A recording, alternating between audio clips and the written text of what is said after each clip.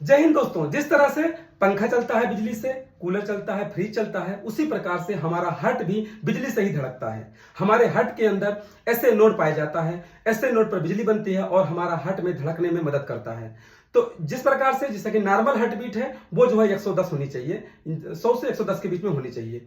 जब यही heart beat 110 के ऊपर हो जाती है उसे कहते हैं टैकीकार्डिया। अगर ये हार्ट बीट 50 से नीचे हो जाती है उसे कहते हैं ब्रेडिकार्डिया।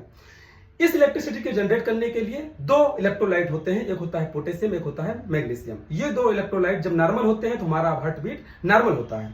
लेकिन जब जो है पोटेशियम का लेवल कम हो जाता है तो उसे कहते हैं हाइपोकैलमिया, या मैग्नीशियम का लेवल कम हो जाता है उसे कहते हैं हाइपोमैग्नीसीमिया। अगर उसका लेवल ज्यादा हो जाता है दोनों का तो पोटेशियम को कहते हैं हाइपरकैलमिया और मैग्नीशियम को कहते हैं हाइपरमैग्नीसीमिया।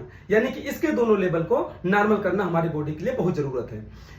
कार्डियक अरेस्ट इस तरह से नॉर्मली नहीं आते हैं। कार्डियक अरेस्ट तभी आता है जब लॉन्ग समय तक जो है टैकीकार्डिया हो, यानी कि लॉन्ग समय तक हमारा हार्ट बीट जो है 110 के बीच ऊपर बना रहे या फिर 50 के नीचे हार्ट बीट रहे, तभी कार्डियक अरेस्ट होता है। तुरंत कार्डियक अरेस्ट नहीं होता है। आप देखे होंगे दुबई वगैरह में 90% चांसेस होते हैं। कभी कभी क्या होता है 3 मिनट के अंदर अगर सीपीआर दी जाती है पेशेंट को तो वो जो है पूरी तरह से ठीक हो जाता है। तो यानी कि सीपीआर में हमारी बॉडी के लिए बहुत जरूरत है।